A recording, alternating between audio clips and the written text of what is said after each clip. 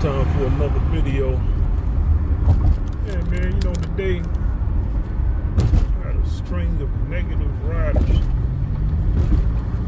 There wasn't no words said, but you can just feel the energy. You know, it was like I had a lot of dude riders today. Like, man, them dudes negative, man. Like, when people have an air, it's like, man, like people don't think you can read them. People get in your car, slam your doors, they don't say nothing. You try to acknowledge it. If the name is them or something, they don't say nothing, but you gotta say it a second time. That's begging, man. I don't like that stuff. And but a lot of people, man, it just let me think, man. A lot of people we meet, man, like we're not really supposed to know, man. I had a video about this some a while ago. Like, if we went for Uber and Lyft, like we both now, if we went for this app, man, like this kind of gig work, contract work, whatever, a lot of these people, man, I wouldn't even gain the time of day to, man. Some of them will say the same thing. They want to gain the time of day. That's the point, man. Like, you know, everybody like to say things about peace and all this, get along. Some people can't get along, man. Or I should say, not can't. But some people are just meant to be cordial with each other on a neutral level. Somebody say, well, that's like appending negativity. Not really, man. Like the older I get, the more I just look at the world, man. You know, I was on YouTube, I was watching like insects, creeping things.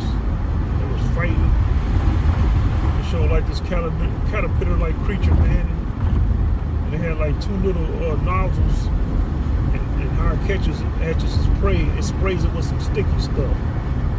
I was like, man, I didn't know this kind of creature would exist, man. A lot of these creatures, man, on this earth, man, they come straight out of some science fiction, man. You know? It's like, you look at all these dangerous looking creatures, man, like, these things is dangerous, man. They're not, like, as far as humans go, unless they got poison, they're not really dangerous, but you just look at these things is the way they kill, they eat their food, man. It's like praying mantis eating their heads off. You know, you got parasitic fungus that forces ants on a high spot with the sunlight so it can grow through it and produce spores. Like, man, we're gonna find out. Well, I'm bringing all this up because it's put things in perspective, man, about life and about who God is, man. It's like God made all these things.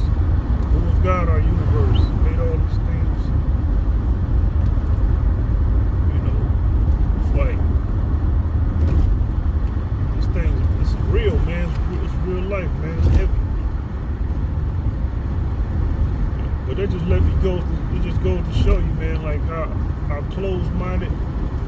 How a lot of us black people been, how we think, man, it's not correct. You know, we look at life from a dogmatic point of view. We so slowly getting to the point where they call it woke.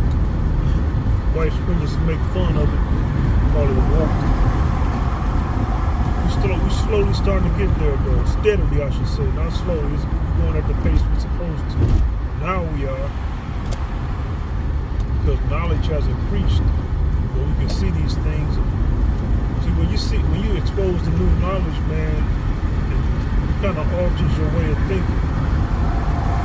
Makes you see the bigger picture about a lot of stuff. Sometimes I gotta remind myself, man, like when I'm caught up in human emotions, dealing with negative individuals, I say, hey, man, I'm on a giant, humongous sphere inside our Creator in a pitch black void. You know, the earth inside the space, the universe.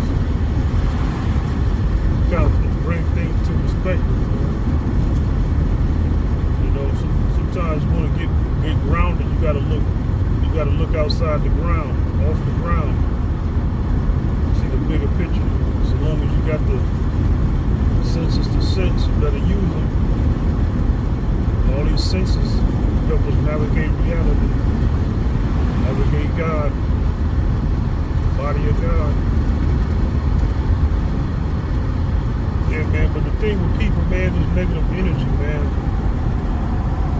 Like some of us, man, like it's like a mutual hatred, an enmity between us. You know, we'll meet people, man. We'll be like, man, why we don't get along with this person? It's like something in them, man. Like we're not supposed to get along, but that same individual get along with somebody else. That's why you per se can't say somebody is evil, or unless to you they are. Some people we don't get along with. It's not that they're bad. That we ain't really supposed to know them like that. We're not really supposed to interact with them. Some people are just background props in our lives, man. To others, they're not background props. But for you, for me, as an individual, some people just background props, man. And it could be said that some of these people is not really real. They're virtual individuals, virtual. You know, they look like us, they move like us, talk like us, but they're not really alive in a sense. You can look at it like that. Virtual. I call them virtual individuals, virtual people. Some people say NPCs, non-playable characters.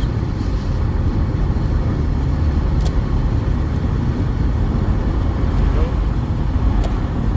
You want to get biblical, maybe that's what it meant. You know, when Jesus was talking to his disciples about the enemy sowing seeds, sowing people. They're born into the world like everybody else, but they're not really alive, man. You're just here to cause corruption, confusion, problems for the people who are really alive. See, it's another way of looking at it too.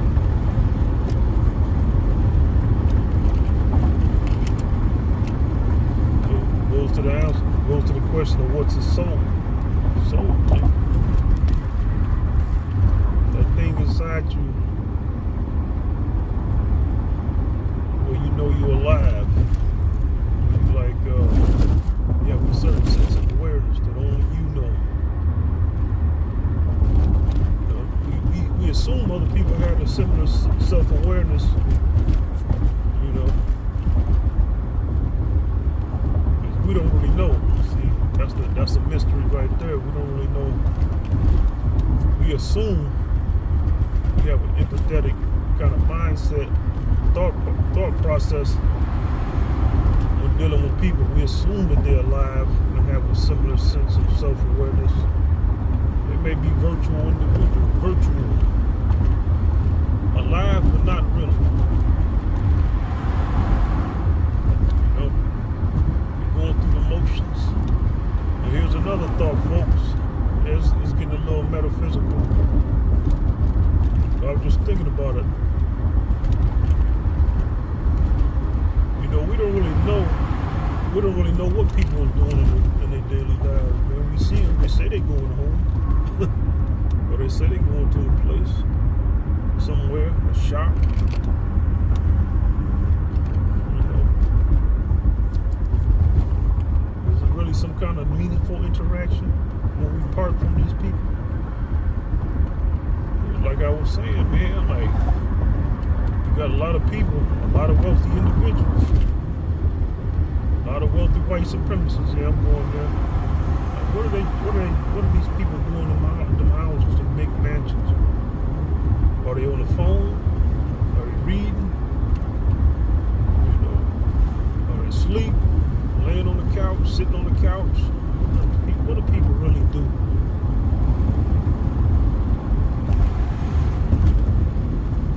I remember a friend of mine years ago. He was like, how you know China's there when you never been there? Yeah, you can always say, well, evidence says China's there. If you get on the plane and go there, you'll find China. Yeah, but that's true but only if you actually see it for yourself. How deep did this quote unquote matrix go, man? Maybe a matrix, it may not be a matrix.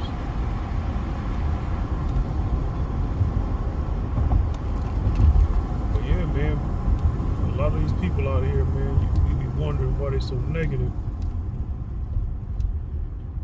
You gotta think what kind of mindset a person can have to just be negative to a stranger, man. I take great offense to people who are just negative to me and around me. Get in my car, like, man, you don't know me from a can of paint. We never met before. You negative. You have a negative disposition.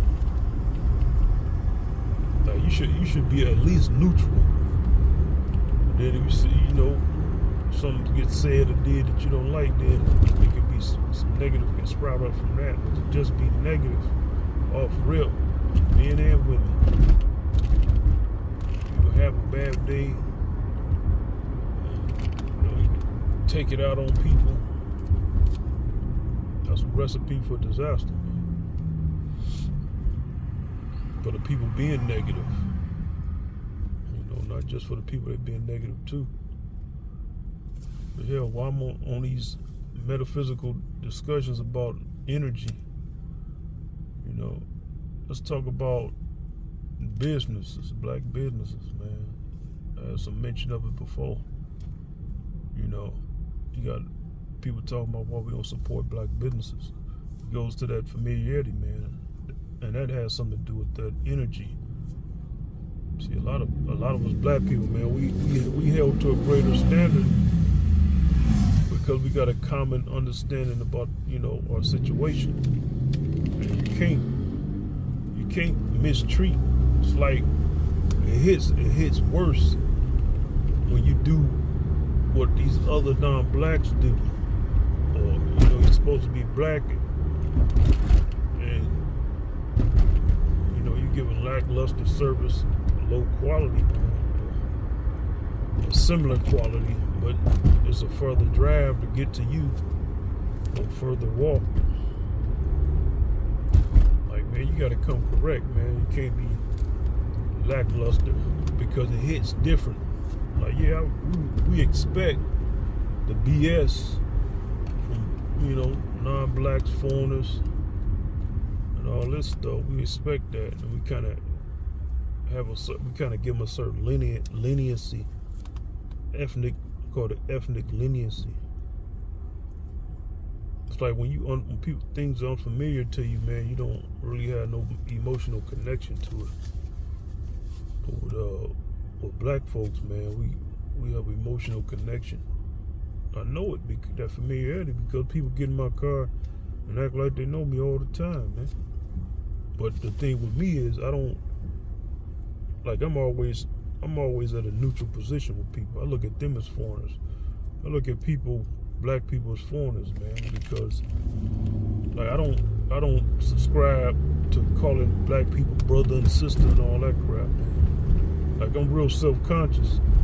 Not self-conscious, but real, I have a higher level understanding. Yeah, I'm gonna say I have a higher level understanding when it comes to matters dealing with human nature. I always had that innate ability to sense emotions. And some people can sense it from me, but it's that mutual enmity between us. We at odds. Our energy's at odds, man. Some people we're not supposed to know. But yeah, man. I can sense it in people get in my car, and then you go to a place of business owned by a black person, man. You expect them to come at you like with professionalism, man. They coming at you like they know you. Okay, you can come at me like you know me, but how does that benefit me? If it benefits me to be familiar with me, then I don't have a problem with it. But if you just being familiar with me, so you can like give me secondhand stuff, service, then I got a problem with that. Then I'm looking at you like a scammer or something. That's why you got some black folks like Wallow saying it's black-owned business for scams and all that. I don't think a lot of dudes unless they just talking anti-black stuff in particular. But a lot of black people who don't really mess with black businesses ain't that they anti-black. It's just they get burned and stung, man. You expect more out of black people, it's supposed to be more. It ain't supposed to be the same or equivalent to other non-blacks, man. And you say other black people want to hook up. To some degree, you gotta lower prices, man. You know, you competing, man. You know, they gotta drive further to get to you. And how you gonna charge them the same thing as the Arab or Chaldean man around the corner from them, man, or up the street? That doesn't make sense. That's not smart.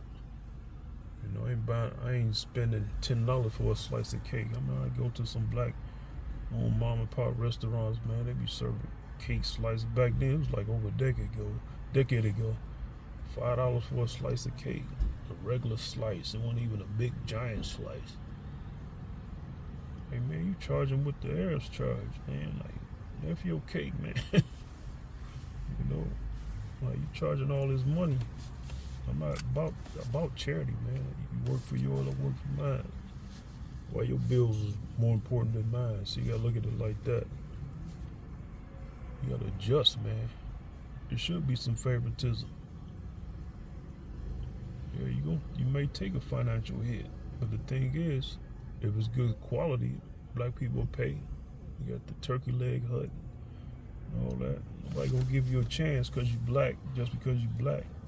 And if they give you that chance, man, it gotta be good, excellent service and quality. I said enough about this for now. To be continued.